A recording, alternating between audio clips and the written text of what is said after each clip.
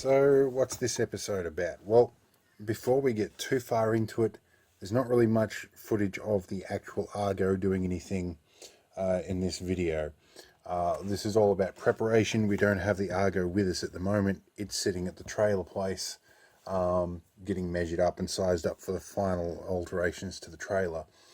So we're going to be focusing on Land Rover stuff in this episode. So while it says new Argo 8x8 in the description, there's not much Argo footage in here anyway, so don't get in the comment section and tell me off about being ripped off.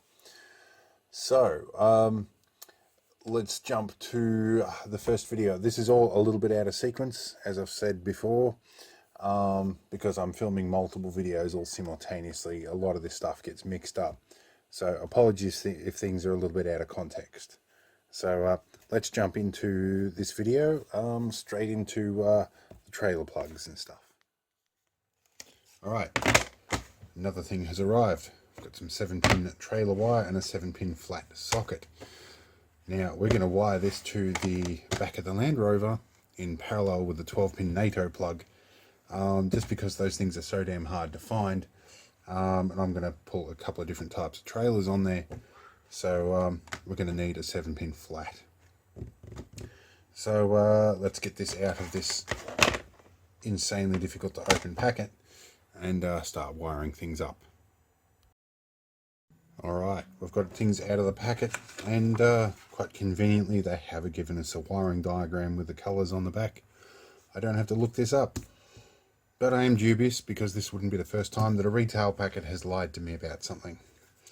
So we now need to get this socket open and get some wire in there. So there's our extra cable clamps, and they have actually labelled the connections in here as well, which is nice. A little bit different to a 7-pin round, which is what I generally prefer, but this was going to be the most convenient option, given that the Jeep that this might get towed behind has a 7-pin flat plug as well. So let's get ourselves sorted. Now you might find yourself asking, why didn't I just make an adapter? Well, a 12-pin NATO plug is worth something like between $150 and $300 Australian just to get the plug, and that doesn't necessarily solve all my problems. So yeah, the easier and more convenient and longer term solution will be to fit a 7-pin flat, and that means that later on, when I convert my trailer to a swiveling lunette ring, I'll be able to fit a fixed pintle ball hitch on the back of the Rover instead of the swiveling pintle hitch that's on there at the moment. That is something that's going to have to happen because my new trailer is coming with a swiveling lunette, and for reasons that I can't seem to track down, I understand it's a bad thing to have both of them swiveling, aside from the potential risk of breaking your ankles. So let's get some of this stripped off. Oh, and I wrap this up well. This is going to be too much for my automatic strippers, so I'm going to have to do this the hard way. We'll be back in a few minutes. Alright, that's that done. A couple of little stray conductors off. I'm going to make sure I've got one the right length first before inserting them all in. I want them to go in just nicely. So I've got them about twice as long as they really need to be. I hope that's about right. Let's just double check here with a wrinkle. Yeah, so these need to be about half that length. That's alright. I am half tempted to solder these, as I always am, but when you're talking about screw fittings, that sometimes screws them up. They fall back out again. So I might leave them unprotected, or unsoldered at least. And yeah, and this cable gland I can thread on from the other end because, as always, I've forgotten about it. So let's get that sorted out. Okay, so we've got all 7 of these wired up. And just for the uninitiated, these don't go 1 through 7 here, they go 1, 6, 5, 3, 2, 7, 4. Because someone special, when they designed this, thought it would be a great idea to do that. Totally confusing, unnecessary. Anyway, and the diagram shows you 1653274 here, but 1234567 down there. Consistency not included. Anyway, let's get this cable grommet installed, and we'll get our cable clamps put on here as well. Let's get them open. Okay, cable clamp is open. Now for a start, and having done a number of these in the past, get that clamp out of the way a little bit, and we will lever these wires inside the cable clamp area. I've probably actually stripped this a little bit too long, and they're really, in these plugs, there's never quite enough room. You have to cut them so short to fit in here that you end up having to cut everything to a different length, which is actually quite frustrating. You end up doing what I'm doing right here and mushing it in. Now, if this was, say, somebody paying me to do this, I'd do it properly. But because it's my gear, and I do occasionally have the patience to fix this in the field, I'm going to bodge it up. So yeah, just don't do it this way at home. Not recommended. But we do need to get this cable strain relief in here, and I have the shakes. It's getting late in the day. I'm not sure if it's blood sugar or MS at this point. I'm going to go with a little of both. And these are not steel screws because they're not magnetic, which is making this task a little bit difficult. Alright, let's get our strain relief happening in here. It's in about as tight as I dare. It is holding it, and that's a messy plug. I'd love to do that a whole lot better, but it's probably not going to get done that way. It'll probably get fixed when it fails at probably the least convenient time, so I will swear at myself at that point in time. I am going to check each pin once this is done. Let's get that relief up on there. Alright, so we have a plug wide. So I'm going to go to the other end of the lead, strip that generously. We'll mount this under the rover somewhere, and I will end up, what I'm going to do, I'll end up splicing that in line with the Lucas wiring. Dare I suggest we touch Lucas wiring. The other reason about this is I'd rather splice into a cable than disconnect the NATO plug. And God knows what colours and what combination they use in that, because there's even blackout cables and stuff in there. It's going to be a bit of fun. But I'll get this sorted out, and then we'll go and install it on the rover. And by get that sorted, I mean let's check these first, because I always get caught out with that. So I've actually got, if we have a look over the back here, this is the continuity tester stage, and I've got two of these piggyback plugs in here in parallel. These two are for my little spring clips, and these are for my probes. What that means I can do, and why I'm doing such a strange thing, is I can grab a probe and hook onto a cable like that, and I can use the other one to test it. So without having to rewire all my probes. So firstly, we're going to wedge this door open with a screwdriver. I had hoped that would work better than that, but anyway, we'll position this in such a way that I can see it, because I can't. And I'm looking away from the camera as I speak. Generally not recommended. Okay, I think we can see that. So I think we're starting from pin 6, which is the brown one. So let's try pin 6.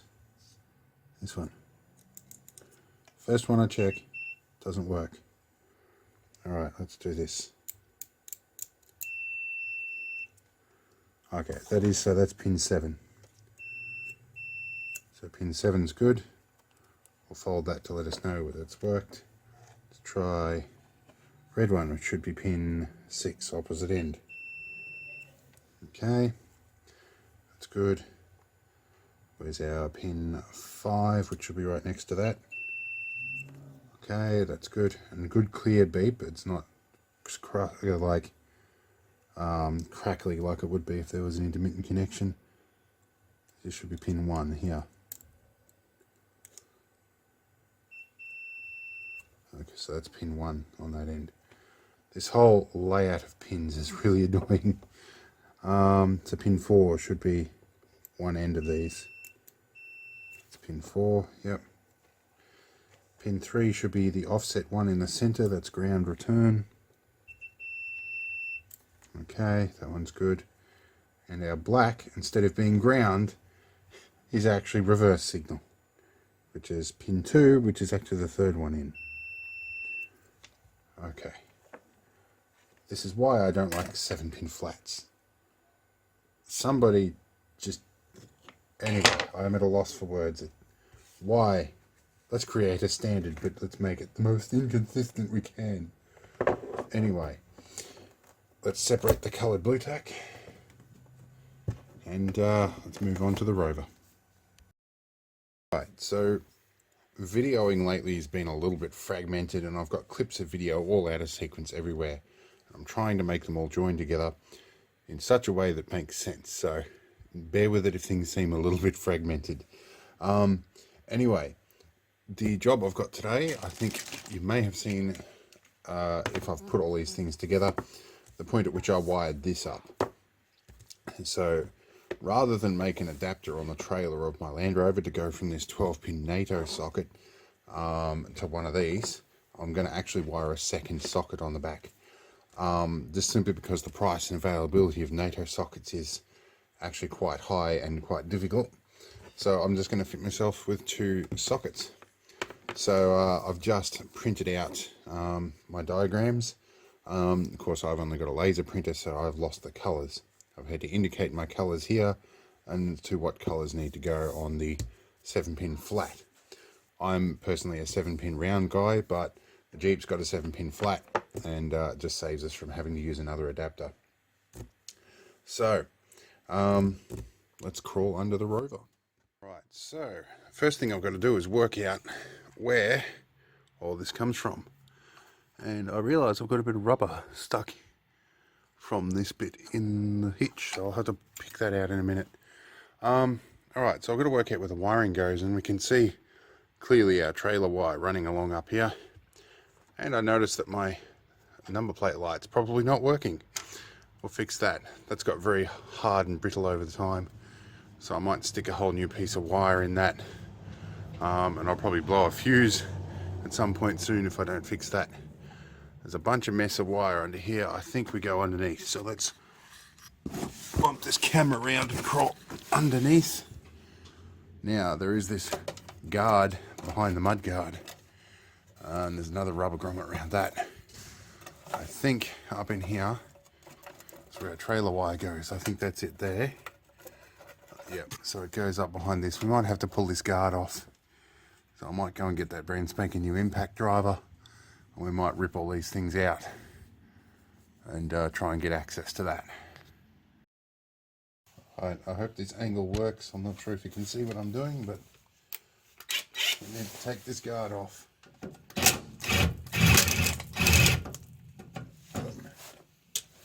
We need to do it without that bit.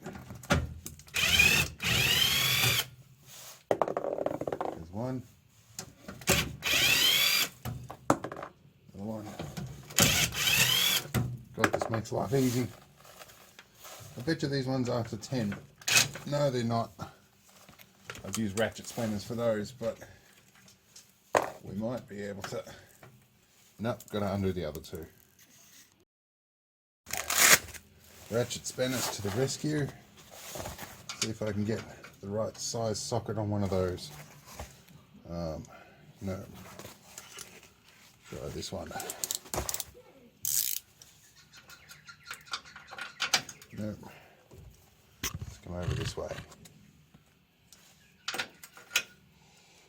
can smell cat pee on the ground. I think the neighbour's cats have been visiting again. Oh, that is not the right size.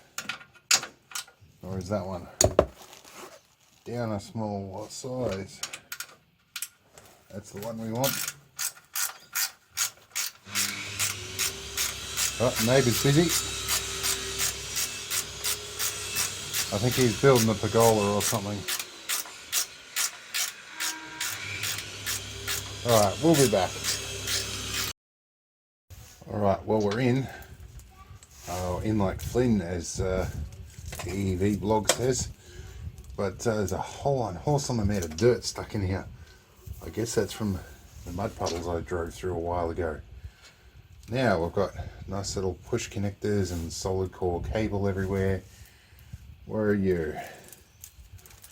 That looks like our trailer wire right there. What's going on? Oh, getting dirt in the eyes. Yeah, I thought the glasses would help, but I think I might need to get the air compressor under here. Just don't have a hose that's long enough.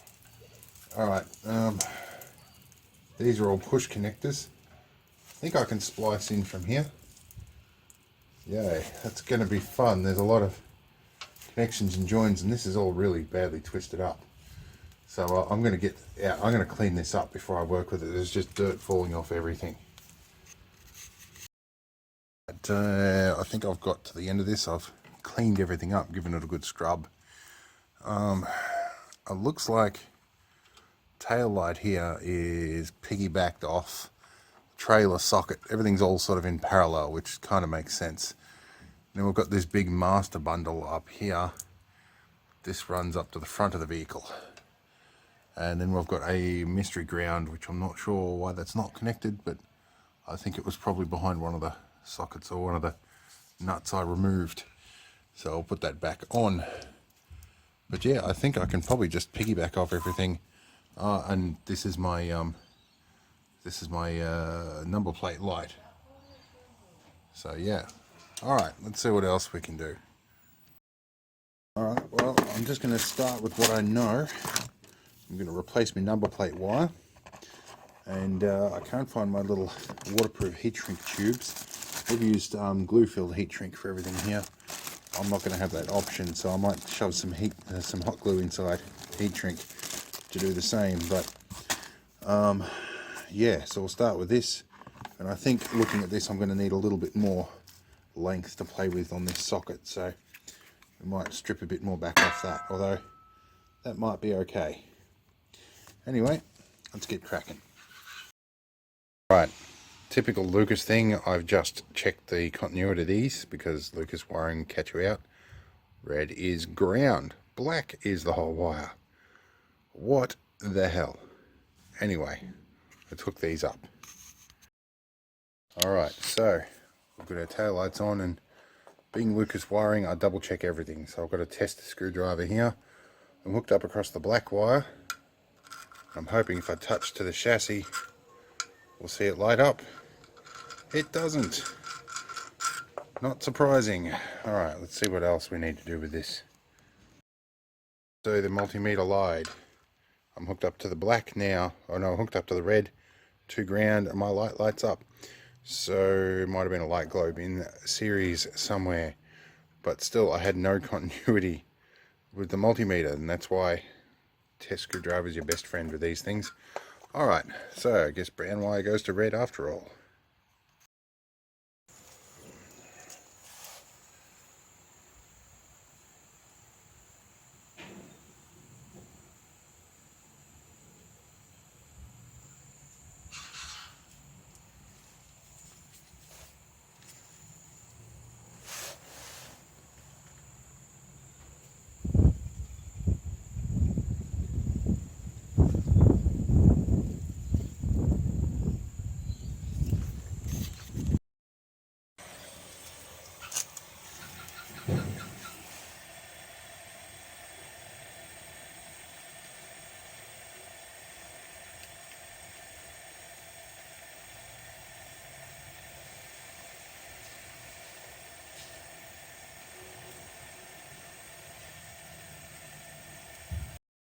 Alright, in the process of moving things around, this solid core purple wire is just broken out of this purple connection here, so I have to join that up, but I've got an inkling that purple is convoy light. So anyway, Lucas wiring.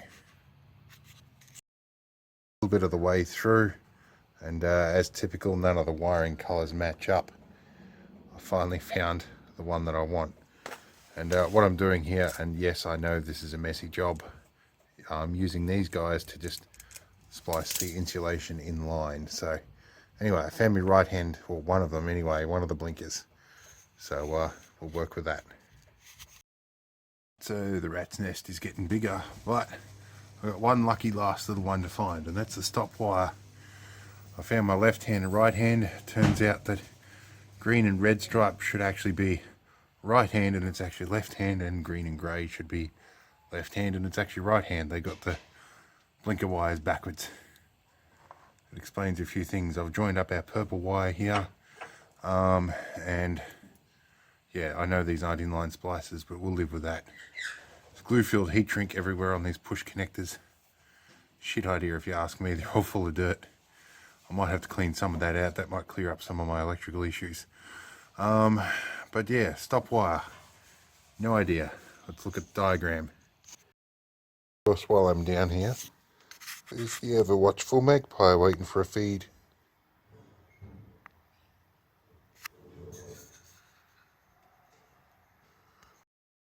Alright, so I have the fuse cover off, fuse box cover in the front, for a good reason. I've now discovered I don't have stoplights, which makes it really hard to narrow down which wire is for the stoplights. None of them work system wide, so checking to see if I've got a blown fuse. Alright, so I've checked all the fuses, no blown fuses. Could be a brake light switch, so called in the Aussie repair guy senior, you could call him, who used to be an auto electrician at some point, and he hates like Lucas wiring as much as I do. So yeah, I'm going to see if I can find the brake switch. Right, so it turns out I was pushing the clutch and not the brakes, or rather my wife was. So yeah, brake lights do work. Still can't find the right wire, but old man's still coming to help. In the meantime, we're going to chop all this stuff out and rewire the number plate light. Right, new wire is run. I've got the cover off, and I've got a bit of mucking around to do in here. So let's get that worked out.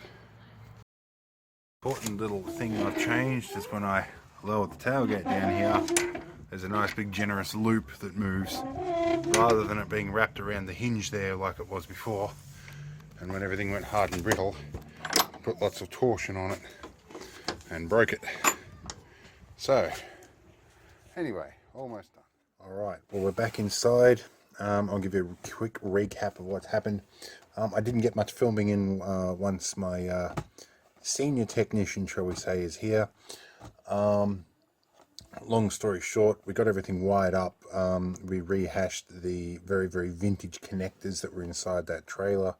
The number plate light, they're actually a little brass cap that fits over the wire, and the conductors fold back over it.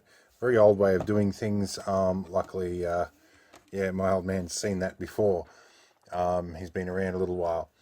So yeah, that's all done. I have the auxiliary 7-pin trailer plug is connected. Everything's working. And in that thing, I think the brakes and the tail lights, I think, are connected somehow. I'm going to have to chase that up, but that's a wiring problem with the Land Rover. Safest to say, at least I'm in a state now where I can pick up that trailer. The next thing I'm going to do a bit of research on is getting a combination pintle ball hitch. It's a fixed locked hitch that takes pintle rings and toe balls in the one hitch. And then we'll look at modifying my number 5 trailer so that the lunette ring continues to spin. I have freed it up and greased it, but I think there's a quick little washer changeover I've got to do inside to change that. Other than that, I'm pretty much going to sit around and hang around and wait for the trailer to show up. So yeah, I'm not sure if how this, because all these clips are out of sequence, I'm not sure if I've actually included that in the video yet. So if I haven't, I'll include a few little seconds of the clip here. However, I didn't get to see it for very long. So yeah, that I've got maybe 8 or so seconds of actually video in the workshop, but I've got a couple of still photos, so I'll put them up, and yeah, we'll be back. All right, well, we're off to go and see the trailer guys. They give me the call that they're almost finished. They just need my go-ahead on a couple of things, so we're going to go and have a look at the trailer and see what there is to look at, I guess. Should be good. Anyway, we'll be there in a minute.